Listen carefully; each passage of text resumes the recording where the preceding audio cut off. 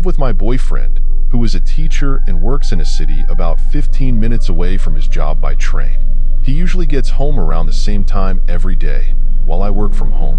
One day, we had a big fight over something trivial that I can't even remember now. It was one of those fights where you don't talk to each other all day. Not by message, not by text, nothing.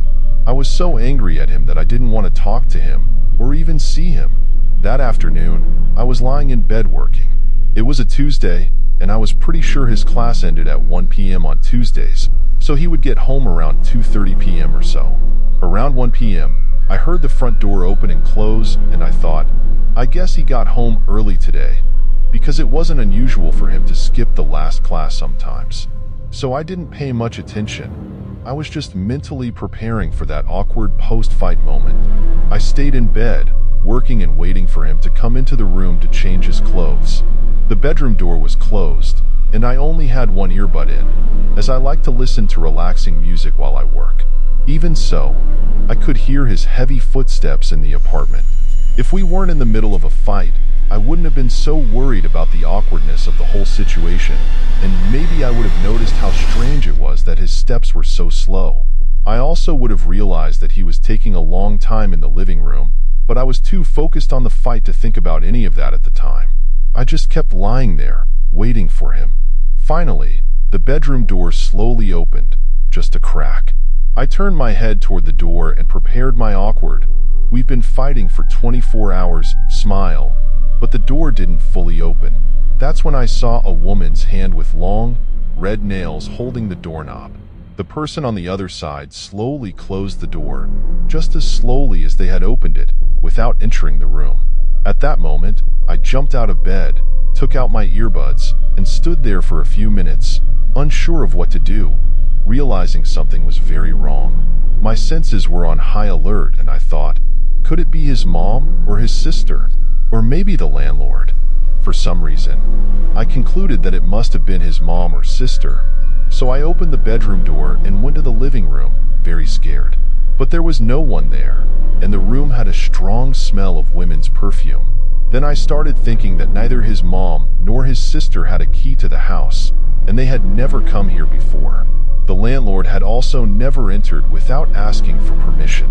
I went back to the bedroom and locked the door because now I was really starting to get scared. There was a balcony in the bedroom, and even though it was raining heavily, I stayed on the balcony and called my boyfriend. He answered, and I asked him if his sister or mom had come over without telling me, and he said no and that he was going to call the police. The police arrived a minute later and searched the entire house, but they didn't find anyone. The strange thing was that nothing was missing, and the person hadn't touched anything. It seemed like the person had entered the house, went straight to the bedroom, saw my legs, panicked, and left. Another strange thing was that the front door couldn't be opened without a key. So, how did this person get in? For a few days, my boyfriend and I believed that nothing serious had happened. It was probably just the landlord being nosy and entering the house without telling us. I started feeling more secure again. We asked the landlord to change the locks, and when she came with her husband, they noticed that something was wrong with the lock. There was a square area near the keyhole that had been scratched with something. The landlord said that someone had used something to open the door and get into our apartment. 1 or 2 days later, my boyfriend told me he needed to tell me something, and I immediately got scared. He told me that the kitchen scissors were missing. Of course, I started freaking out and searching for the scissors all over the apartment, but I couldn't find them. This whole story is really bizarre and terrifying. It made me question the real intentions of the person who broke into my house. Since that day, I constantly check the locks and doors, and my boyfriend calls me whenever I'm home alone to make sure I'm okay. This was truly a scary experience that I wish I could erase from my memory.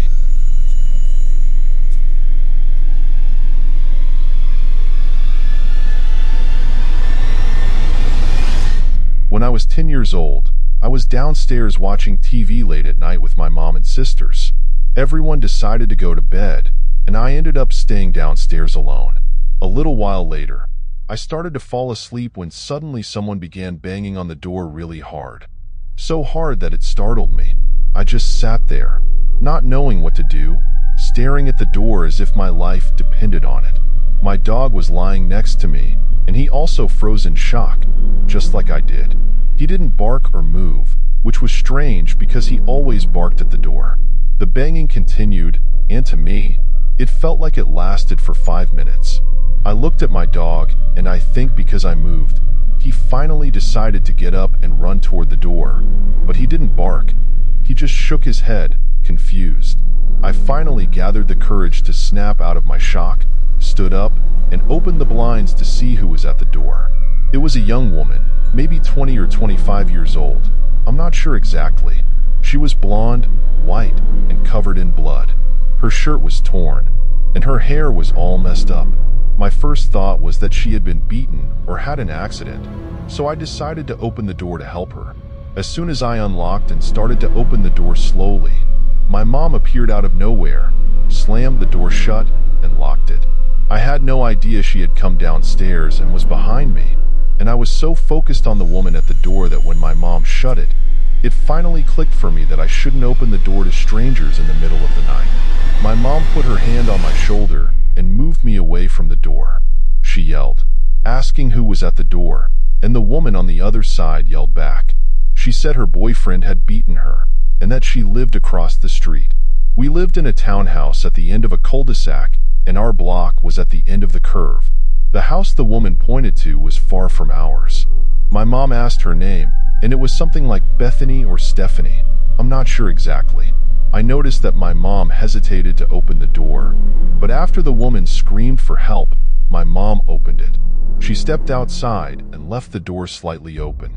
I opened the door and followed her, just to make sure she was okay and to understand what was going on. The woman thanked my mom and asked to come inside because she was afraid her boyfriend would come back. She wanted to come in, but my mom said no. She explained that she couldn't let her in because there were 4 kids in the house, and she had to prioritize our safety. But she said she would sit with the woman outside. My mom told me to get the phone and call the police, so that's what I did. My mom started asking the woman what had happened and asked her to say which neighborhood or housing complex she lived in. The woman pointed to a specific complex and gave the house number. A little while later, an SUV pulled up in front of the house. The woman ran to the car, saying it was her sister, and got in. The woman left without saying anything else, and we didn't see or hear from her sister. We just stood there, looking at each other. I asked my mom about the police, and she said she would wait downstairs for them. She told me that if I wanted, I could go to my room, but I was too scared, and my heart was racing from the whole situation. So I wanted to stay with my mom to make sure she would be okay. The police arrived, and my mom explained what had happened. The officer said she did the right thing by not opening the door, and they also mentioned that they had received other similar calls in that same area. The next day, we went out to run some errands and passed by the complex where the woman said she lived. Of course, the house was empty. No one lived there. So I asked my mom what she had said to the woman when I went to call the police. My mom told me the truth. She said that if the woman was telling the truth, she would help, but she wouldn't let her into the house.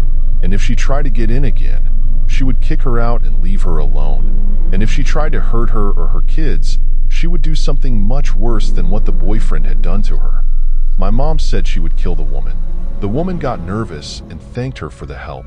After that, the car showed up and she left. Since that night, I never wanted to watch TV alone again. Now I go to bed early and straight to my room, away from any danger or nighttime haunting.